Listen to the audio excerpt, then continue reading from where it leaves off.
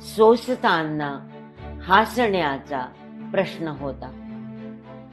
सोसताना हसण्याचा प्रश्न होता. चेहरा सांभाळण्याचा प्रश्न होता. चेहरा सांभाळण्याचा प्रश्न होता. या हवेला मी कशाला गंध मागू? या हवेला मी कशाला गंध मागू? श्वास चालू राहण्याचा प्रश्न होता. श्वास चालू राहण्याचा प्रश्न होता. बंद ओठांनी सजाही मान्य केली. बंद ओठांनी सजाही मान्य केली. जे खरे ते सांगण्याचा प्रश्न होता. जे खरे ते सांगण्याचा प्रश्न होता. जीवनाने भीक होती देऊ केली. जीवनाने भीक होती देऊ केली. अस्मितेला सोडण्याचा प्रश्न होता. अस्मितेला सोडण्याचा प्रश्न होता. दुःख वा आनंद दोन्ही एक अंती. दुःख आणि आनंद एकच आहे शेवटी. दुःख वा आनंद दोन्ही एक अंती. जे हवे ते मानण्याचा प्रश्न होता. जे हवे ते मानण्याचा प्रश्न होता. आणि शेवटचा शेर आहे. वादळाने मोडले नसते मलाही. वादळाने मोडले नसते मलाही. फक्त थोडे वाकण्याचा प्रश्न होता. फक्त थोडे वाकण्याचा प्रश्न होता. चेहरा सांभाळण्याचा प्रश्न होता.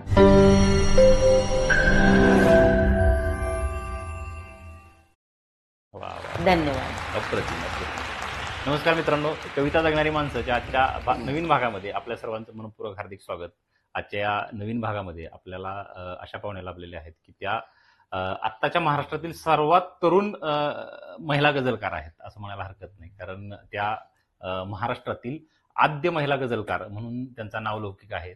आणि त्या प्रमुख पाहुण्या म्हणजेच कवयित्री गझलकार संगीता जोशी मॅम. मॅम, मनपूर्वक स्वागत आपलं आजच्या भागामध्ये. नमस्कार. नमस्कार. मी आता आपली ओळख करून देताना म्हटलं की सर्वात तरुण गझलकार. तर आता तुमच्याच तोंडून ऐकायचे की हा प्रवास, हे याच्या पाठीमागचं रहस्य हे कधीपासून चालू झालं आणि पहिली गझल तुम्ही कधी लिहिली? सर्वात तरुण म्हणजे 84 वर्षाची गझलकार आहे. आणि सगळे गझलकार माझ्या ओळखीचे आहेत. सर्व माझ्यापेक्षा छोटे आहेत वयानी, पण लिहिणारे त्याचं काही वय नाही. ते छान आहेत लिहिणारे. माझे मित्रही आहेत, सर्व मैत्रिणी आहेत गझल लिहिणाऱ्या. पण आद्य गझलकार मी घडले ते असं झालं की 1959 साली मी एक गझल लिहिली. अर्थात त्यावेळी गझल हा प्रकारच माहित नव्हता. कोणाच्याही गझला वाचलेल्या नव्हत्या. पण मी शास्त्रीय संगीत गात असल्यामुळे माझ्या अंगात एक लय होती. आणि शब्दरचना जी व्हायची ती लयीतच व्हायची. त्यामुळे मला तो फॉर्म एकदम बरा वाटला. आणि एकदा एक कविता मला तशी सुचली. तर ती पहिली गझल मी 59 साली जी लिहिली ती थोडीशी वाचून दाखवते. अर्थात त्यामध्ये आजकालच्या गझलेचे नियम जे मला नंतर कळले आणि त्याप्रमाणे ती एकदम नियमात बसणारी आहे असं नाही, परंतु त्याला गझलचं स्वरूप आहे. प्रत्येक शेर स्वतंत्र आहे. प्रत्येक शेराचा अर्थ कोणताही दुसऱ्या शेरावर अवलंबून नाही. हे जे गुण आहेत ते आहेत. नंतर दुसरं म्हणजे त्यामध्ये असणारी यमक आणि रदीफ म्हणजे काफिया आणि रदीफ एकत्र जुळलेले अशी गझल मी लिहिली आहे. आणि तज्ञांनी मान्य केलंय की ही गझल आहे. आणि म्हणून मी पण त्याला गझल म्हणले. आणि ती 59 साली लिहिल्यामुळे मी पहिली आद्य गझलकार ठरले मराठीतली. तेव्हा माननीय सुरेश भट आमच्या आयुष्यात आले पण नव्हते. तर ती गझल अशी. दुःख माझ्या अंतरीचे काय सांगू साजणी. दुःख माझ्या अंतरीचे काय सांगू साजणी. आठवुनी नीर दाटे माझी आगे लोचनी. हो. आठवुनी नीर दाटे आज माझ्या लोचनी. आज आहे भंगलेले रम्य इंद्राचे धनु. आज आहे भंगलेले रम्य इंद्राचे धनु. सप्तरंगाचे अपुरे चित्र रेंगाळे मनी. वा वा. कुस्करीला हासणारा मत्त प्रीती मोगरा. वा. कुस्करीला हासणारा मत्त प्रीती मोगरा. धुंद निर्माल्यात होणे हेच राहे जीवनी. ह्या बात आहे. पुढचा शेर आहे की मीच कस्तुरी मृगाते क्रूर हस्ते विंधिले. मीच कस्तुरी मृगाते क्रूर हस्ते विंधिले. गंध त्याचा दरवळे ग आजही विश्वातुनी. वा. आज पश्चातापवन्नी जाळीतो या मानसा. आणि मागे राहिली ही प्रीती रक्षा प्रांगणी. आणि मागे राहिली ही प्रीती रक्षा प्रांगणी. वा वा वा. हे काय काय अप्रतिम गझल लिहिलेली आहे तुम्ही. हा, हा. आणि त्यावेळी तुमचं मला वाटतं 1959 म्हणजे वय अगदी अवघं 18 वर्ष. 18 आणि 19 चालू असेल कदाचित. आज 84 म्हणजे जवळजवळ तुम्ही नाही, 65 वर्षांपूर्वी ही लिहिलेली हो, गझल आहे. अक्षरशः. माझ्यासारख्या हो. व्यक्तीला किंवा अजून जे गझलेचे रसिक आहेत, कवितांचे रसिक आहेत, हो. त्यांच्याकरता तर ही खूप मोठी पर्वणी आणि एक खूप चांगलं अगदी. अगदी ठेवा असणार आहे आठवणींचा. हो. आणि त्यावेळी मला काही असं कळत नव्हतं की हे आपण इतकं चांगलं लिहिलंय वगैरे. कविताच्या डायऱ्या कवितेच्या भरत होत्या काही. म्हणजे तेव्हा काही थोड्याच कविता झाल्या असतील 5-50. बर बर. पण त्यातली ही एक गझल. वा वा. ही गझल पहिल्यांदा कोणाला ऐकवली तुम्ही? तेव्हा मी कविता म्हणूनच ऐकवली, अच्छा. गझल वगैरे नाही. जेव्हा डॉक्टर राम पंडित हे एक तज्ज्ञ आहेत गझलेमधले, ते उर्दू गझलचे सुद्धा अधिकारी आहेत, कारण त्यांनी उर्दूमध्येच डॉक्टरेट केलेलं आहे. तर त्यांनी ही जेव्हा वाचली, कारण मी एका पुस्तकात ही छापली. बर. त्याचं कारण असं झालं की काहींनी ऑब्जेक्शन घेतलं की नाही त्या नाही पहिल्या, मीच पहिली किंवा पहिला. बर. कारण की बरोबर आहे, त्यांची पुस्तकं त्यांनी आधी काढली आणि मी पुस्तक लवकर नाही काढलं. म्हणजे जरा मॅच्युअर गझला होऊ देत म्हटलं, मग काढूया. अच्छा. आणि म्हणून ज्यांची पुस्तकं आधी निघाली ते आधीचे गझलकार असं मान्य झालं नाही. आणि मी लिहिलेली ही गझल डॉक्टर राम पंडितांनी मान्य केली वा. आणि इतर तज्ज्ञांनी पण मान्य केली. नंतर मला त्यांनीच सांगितलं की, मी स्वतःहून म्हटलं नाही स्वतःला, पण त्यांनीच म्हटलं की तुम्ही महिला आद्य गझलकार आहात. वा. खूपच छान. प्रवास पण तुमचा खूप मोठा आहे, हो. दीर्घ लिखाण झालेलं आहे. हो. तत्पूर्वी मला जाणून घ्यायला आवडेल की तुमचं बालपण कुठं गेलं? माझं 8वी पर्यंतचं शिक्षण धुळ्याला झालं. म्हणजे ते बालपण धुळ्याला गेलं. त्यावेळी तो पश्चिम खानदेश जिल्हा होता. पण 8वी नंतर मी पुण्यात आले आणि मग पुण्यात स्थायिक आहे. वा. त्यामुळे मला बरंच मोठा कॅनव्हास मिळाला. नंतर कवितेमुळे आणि गझलेमुळे मी पुढे गझला जास्त लिहायला लागले आपोआप. बरोबर. लय अंगात असल्यामुळे आणि गाणं येत असल्यामुळे ते आपोआप वृत्तामध्ये आलं आणि जास्त गझला लिहिल्या गेल्या. मग मला कवी संमेलनात, म्हणजे त्यावेळी उर्दू आणि मराठी गझलचे असे एकत्रित मुशायरे व्हायचे. त्यावेळी सुरेशचंद्र नाडकर्णी, डॉक्टर सुरेशचंद्र नाडकर्णी हे वाडिया कॉलेजमध्ये प्रोफेसर होते आणि त्यांचं उर्दूवरती प्रभुत्व, डॉक्टरेट उर्दूची, त्यामुळे तिथे ते वाडिया कॉलेजमध्ये आम्हाला बोलवायचे. तुम्हाला आश्चर्य वाटेल, त्यावेळी मी एकटी स्त्री आणि बाकीचे सारे उर्दू शायर. आणि त्यात मी कधी कधी शशिकला शिरगोपीकर आलेली आहे, पण तिचं सातत्य राहिलं नाही लिखाणात नंतर. आणि अनिल कांबळे होता माझ्या बरोबर, आता तो नाहीये. आपल्यामध्ये. तर असे आम्ही वाडिया कॉलेजमध्ये अनेक मुशायरे त्यात सहभागी झालो, अटेंड केले आणि एक म्हणजे मोठं क्षेत्र मिळालं मला. उर्दू शायरांचे विचार कसे असतात, ते कसे मांडतात हे कळलं. आणि तोपर्यंत मेहदी हसन माहिती झाले होते. हो. गुलाम अली, मेहदी हसन, आपल्याकडल्या तर गझला सिनेमातल्या या आम्ही कोळून प्यायलेलो होतो, पुन्हा पुन्हा ऐकायचो. त्यावेळी कॅसेट बिसेट अशी काहीच सवलत नव्हती. तर ते रेडिओला कान देऊन खरखरीतून गाळून शब्द लिहून घ्यायचे वगैरे असं सगळं करत असू. तर गझलचं प्रेम हे असं वृद्धिंगत झालं हळूहळू. खरंय. मग तुम्हाला गझल गीत या प्रकारात जास्त लिहायला आवडतं की गझल कविता या प्रकारात जास्त लिहायला आवडतं? हा, इथे तुमचा थोडा जो गैरसमज आहे तो दूर करते मी. गझल हा कवितेचा एक प्रकार आहे. बरोबर. जसं अभंग आहे, लावणी आहे हो. किंवा सुनीत आहे, हो. असे कवितेचे अनेक प्रकार आहेत आपल्या मराठी साहित्यामध्ये. तसा गझल हा एक कवितेचा प्रकार आहे. बरोबर. म्हणजे फक्त त्याची विशिष्ट रचना यामुळे त्याला गझल म्हटले जातं. अगदी. सुरेश भट आम्हाला नेहमी सांगायचे की कवी संमेलनात भाग घ्या, तुम्ही गझल संमेलनापेक्षा कवी संमेलन, कारण गझल ही कविता आहे, बरोबर. आपण त्याला वेगळं करायचं नाहीये. म्हणून त्याच्यातच आम्ही भाग घ्यायचो पहिल्यांदा. आणि एवढं खरं की कवी संमेलनात गझल ही नेहमी बाजी मारून न्यायची. हो. टाळ्या मिळायच्या, बरोबर. शेर आवडायचे लोकांना. आणि 2-2 ओळीचे ते शेर असल्यामुळे आणि स्वतंत्र शेर, आणि त्यामुळे ते लक्षात राहायचे. बरं, त्याचं काफिया म्हणजे यमक आणि रदीफ म्हणजे यमक नंतर येणारा अंत्ययमक.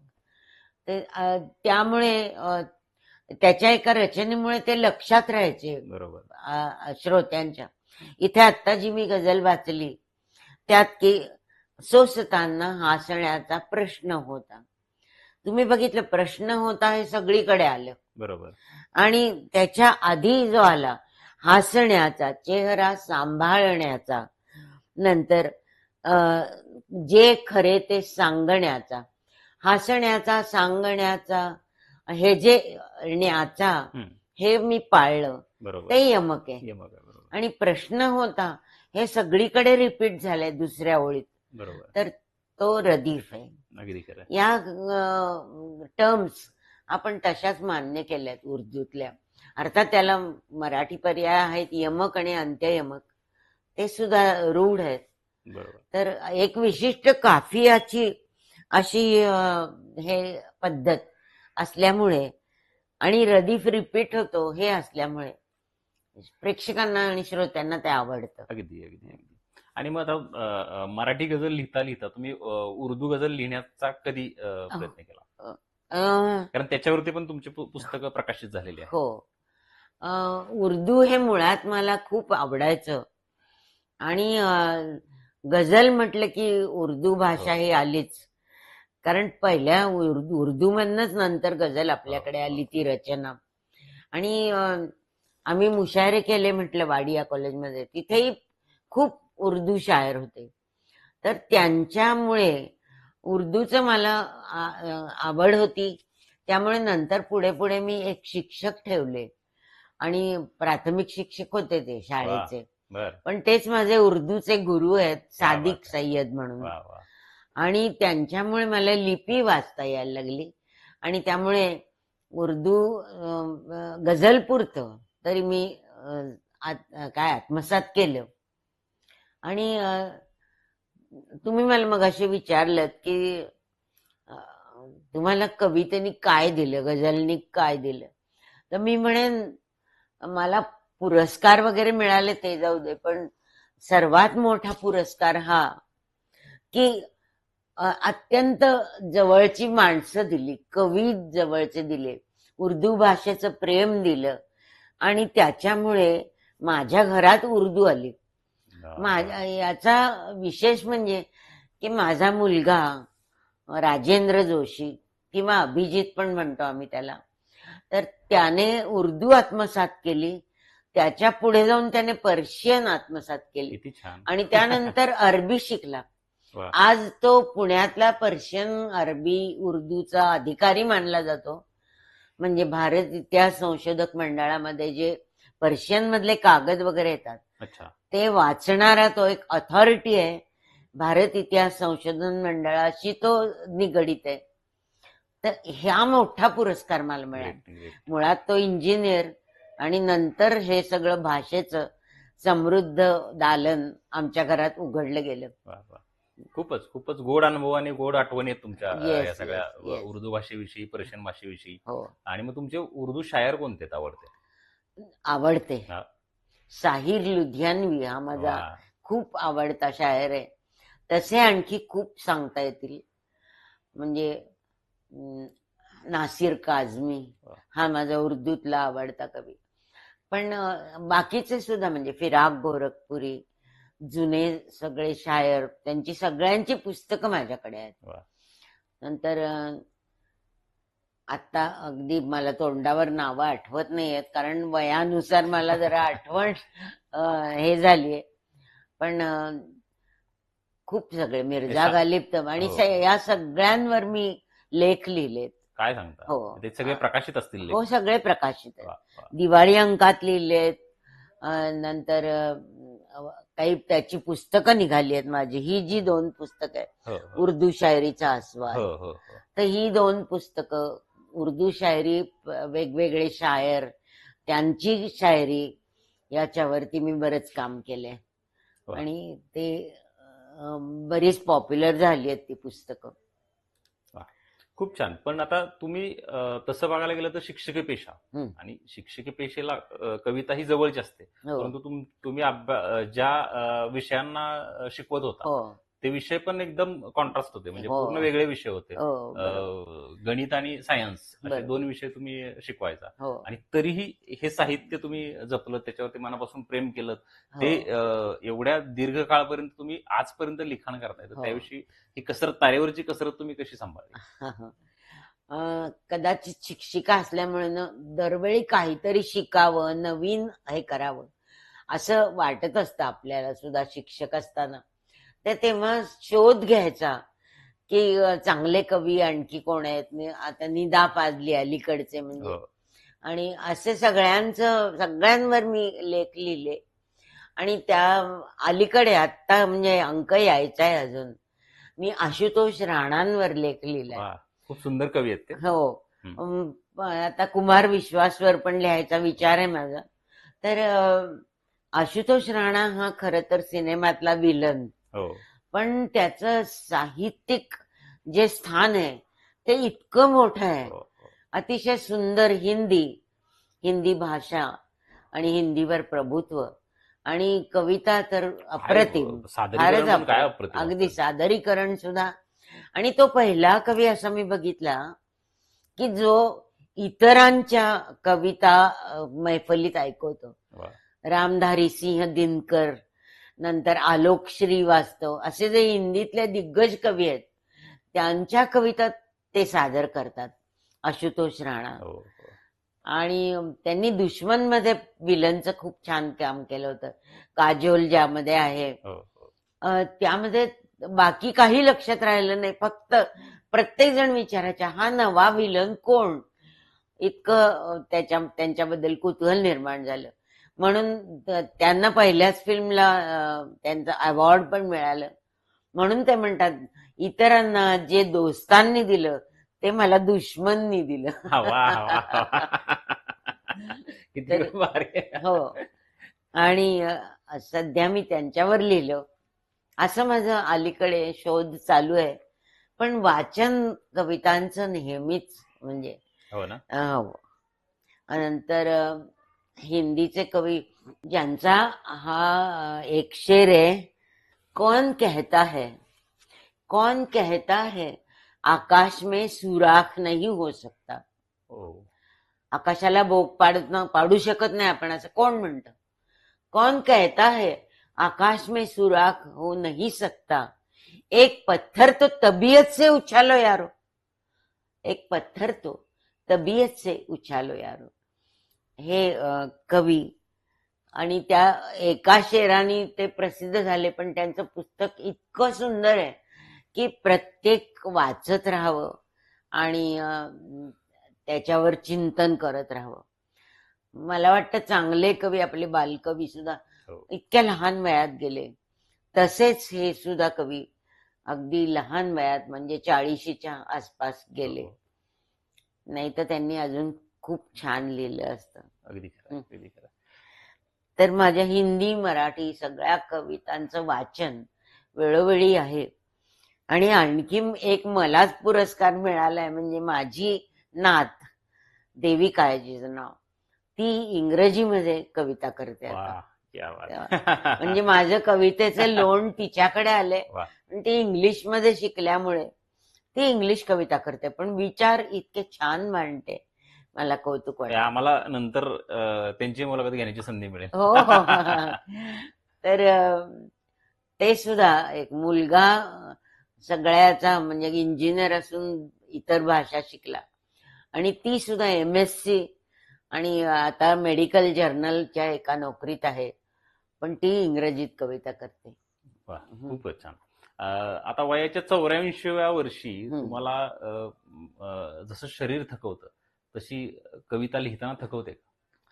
नाही हो, कविता ही थकवत तर नाही, ती आपली साथी आहे. वाह!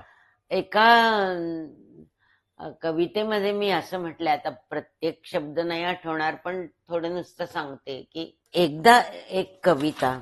हो. जीवनाच्या अवघड वाटेवर जाताना थकून गेलं शरीर, थकून गेलं मन, डोक्यावरचं अवजड ओझं पेलवेना झालं होतं. थकून गेलं शरीर आणि थकून गेलं मन, डोक्यावरचं अवजड ओझं पेलवेना झालं होतं. तेवढ्यात कुठूनशी आली एक कविता आणि थकलेल्या शिणलेल्या मला म्हणाली की दे माझ्या हातात हात, वाह! अजून खूप चालायचंय वाह! आपल्याला, वाह! अजून खूप चालायचंय आपल्याला. माझ्या प्रश्नाला एकदम सडेतोड उत्तर दिलं तुम्ही कवितेच्या माध्यमातून. कारण मला हेच अपेक्षित होतं, कारण कविता कधीच तुम्हाला थकवणार नाहीये. नाही नाही, कविता उलट तुम्हाला ऊर्जा देणार आहे. ऊर्जा देते, अगदी बरोबर. खरं, अगदी खरं, आणि कविता ही आपल्या बरोबरीनेच चालते अगदी खरं. आणि ती थकत नाही आणि मीही थकत नाही.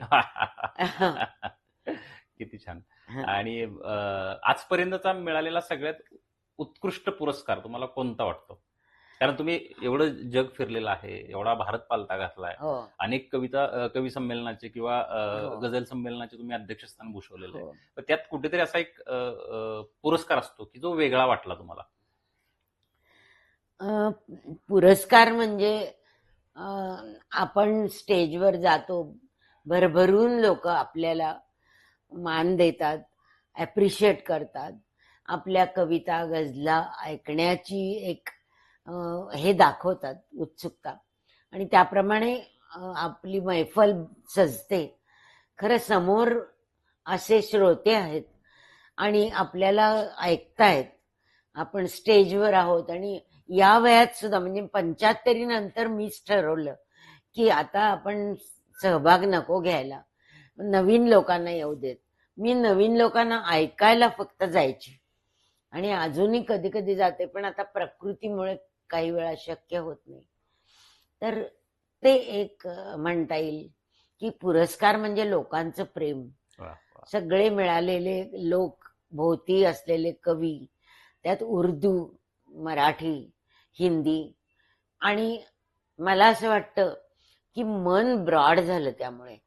कधी आम्हाला असं वाटलं नाही की हे मुस्लिम कवी आहेत वाह! आणि मग त्यांचं काय वेगळेपण आहे का, असं नाही. त्यांच्या भावना, त्यांची व्यक्त करण्याची पद्धत, हे सगळं इतकं काही मनापासून असतं आणि होतं.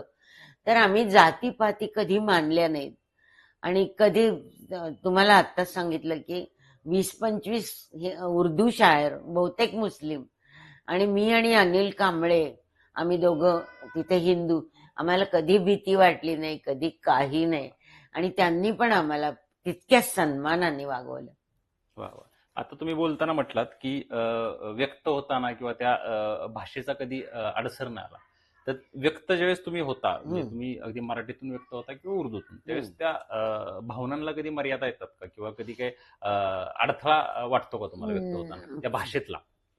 नाही, सांगू का? हा. कविता मनात तयार होणं आणि ती कागदावर उतरवणं, हो. या दोन वेगळ्या गोष्टी आहेत. मनात तयार होते तेव्हा जरा ती ओबडधोबड असू शकते, पण कागदावर उतरवताना तिच्यामध्ये आपण थोडासा बदल करू शकतो की आपल्याला हवं ते व्यक्त झालंय का, म्हणून नेमका शब्द, आणि तो सुद्धा मी गझल लिहित असल्यामुळे गझलेत तुमच्या वृत्तात बसणारा असा पाहिजे, तर तसा शब्द कदाचित थोडा शोधावा लागतो. परंतु प्रतिभा ही एक अवस्था असते आणि त्याच्यामध्ये एक ट्रान्स ही अवस्था असते. मला तर वाटतं ज्यावेळी आपण कविता मनामध्ये जुळत असते हो हो, त्यावेळी एक ट्रान्स असतो, बरोबर. म्हणजे आपल्याला भोवतालचं काही कळत नाही, आपण फक्त तिथे केंद्रित असतो. तो जो मनातला विचार आणि तो शब्द जुळवताना त्याचं काय जे होत असतं त्यामध्ये आपण इतके गर्क असतो की काही शेजारी चाललं तरी आपल्याला कळत नाही. तर ही ट्रान्सची अवस्था संपून मग जेव्हा आपण कागद आणि पेन घेतो तेव्हा आपल्याला अरे हे पूर्ण व्यक्त झालं नाही, मग ते असं, तो सुद्धा शब्द आपोआप येतो असा माझा अनुभव आहे. हो हो, खरं खरं. आणि तो काय कोण देतं आपल्याला माहिती नाही, ती प्रतिभाच देते बहुतेक. प्रकृतीच देते प्रकृती आपली. देते आपली, आणि खरोखर सृष्टीची देण आहे. अगदी खरं. आता मागे वळून पाहताना, आता इतका वर्षांचा तुमचा प्रदीर्घ अनुभव आहे आणि इतकं तुम्ही लिखाण केलेलं आहे, एवढा प्रवास केलाय, मग अजून कवितेमध्ये हे माझं अजून लिहायचं राहिलंय किंवा मला अजून हे लिहायला आवडेल असं काय आहे का तुमचं? हे बघा, झेरॉक्स माझ्याकडे आत्ताच आलंय, हा. माझा दिवाण निघतोय आता. वा वा वा.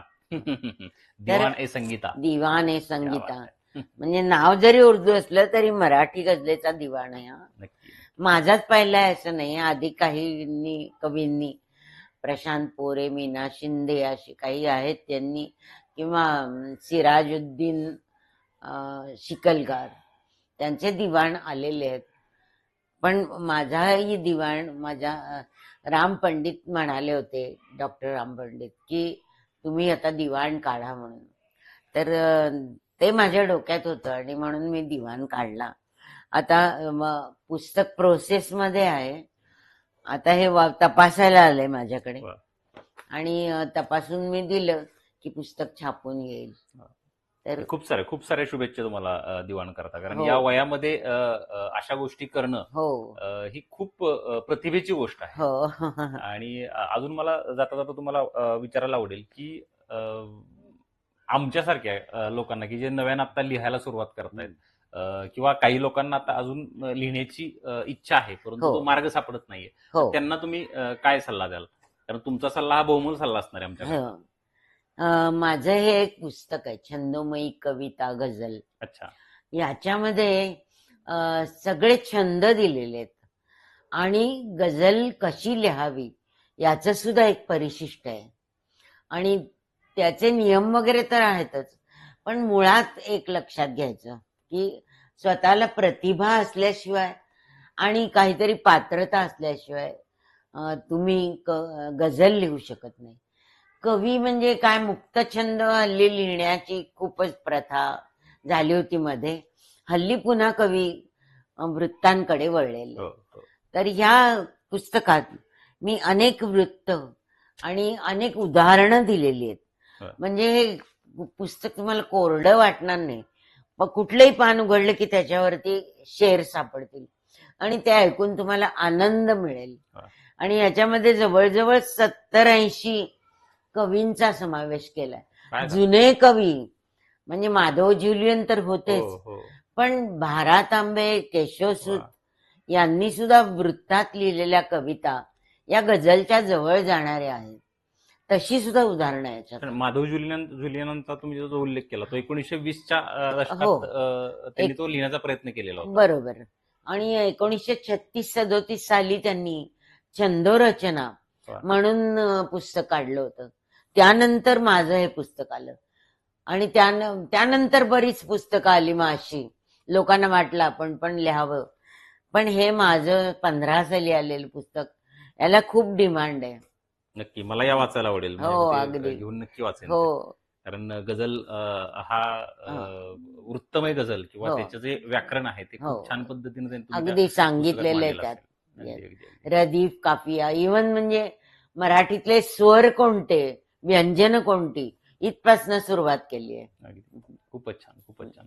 मनापासून मनापासून धन्यवाद मॅडम, की हो, हो. तुमच्याशी छान गप्पा मारता आल्या, हो. तुम्हाला ऐकता आलं, तुमचा प्रवास उलगडता आला. तुम्हाला धन्यवाद. दीर्घायुष्य लाभो, म्हणजे तुमच्या हातून असेच दिवाणचे अजून पुढचे वर्जन निघत आणि हो. ते पण मी म्हणेन तुम्ही डॉक्टर आहात, मला दीर्घायुष्यात जे काय विकार होतील त्याला तुम्ही औषध द्या. नक्की नक्की नक्की.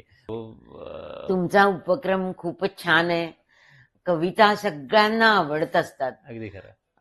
अर्थात त्या समजून घेणं आणि त्यावर चिंतन करून रसग्रहण करणं हे कमी लोक करतात. हो, हो. पण कविता वाचतात हल्ली लोक. वाचतात. मध्ये एक काळ असा होता की दिवाळी अंकात कविता दिसली की पान उलटायचं, पण तसं आता राहिलेलं नाही. कवितांचे मुशायरे होतात. पहाट म्हणजे काय, पहाट काय म्हणायचं त्याला, मैफल, दिवाळी पहाट. पहाट, दिवाळी पहाट मैफली वगैरे असतात. त्यात सुद्धा कवितांचे कार्यक्रम अगदी, होतात. अगदी, अगदी. म्हणजे कविता लोकांना आवडते हे नक्की. आपलं आयुष्य हीच एक दीर्घ कविता हो, आणि अगदी खरंच. ते एक विधात्यानं लिहिलेलं एक महाकाव्यच आहे. हो, आणि त्याच्यामुळे कविता हा प्रत्येकाच्या आयुष्याचा कुठे ना कुठे भागच भाग आहे. असतोच. बरोबर. त्यात ती रसिकता त्या नंतरच्या गोष्टी, परंतु तो प्रत्येकाच्या आयुष्याचा भाग हा असतो. अगदी आणि अगदी. तुमच्यासारख्या लोकांच्या माध्यमातून तो आम्हाला अजून समृद्ध करतो, ज्यावेळेस हो. तुमचे अनुभव ऐकायला मिळतात. हो, हा उपक्रम चालू करण्यापाठीमागचं संकल्पना असते होती की आमच्या ज्ञानात भर पडेल हो, बरोबर आणि आहे. कवितेच्या माध्यमातून आपण अजून संवेदनशील बनत जाऊ. हो, आपल्यामधली तामसिकता कमी होईल, आपल्यामध्ये सात्विकता येईल, संवेदनशीलता वाढेल, अगदी खरंय. लोक जोडली जातील आणि याच अनुषंगाने हा उपक्रम आम्ही आणि दोघांनी चालू केलेला होता. हे कविता नक्की करते, तुम्हाला समाधान देते, अगदी अगदी. तुम्हाला काहीतरी निराळ आनंद होतो. तो जो आनंद असतो ना तो वेगळा आहे. म्हणजे कुठल्याही असा पदार्थ खाऊन किंवा सिनेमा पाहून होणाऱ्या आनंदापेक्षा खूप वेगळा अनुभव असतो अगदी अगदी अगदी कविता समजल्याचा अगदी. आणि त्याच्यात एकरूप झाल्याचा. हे बघा ना, या उपक्रमामुळेच आज तुमची आमची भेट होऊ शकते हो, आणि आम्हाला खरंय. आद्य गझलकार हो. यांच्याशी भेटता आलं, संवाद साधता आला. हा आनंद खूप द्विगुणित करणारा आनंद. अगदी धन्यवाद त्याबद्दल.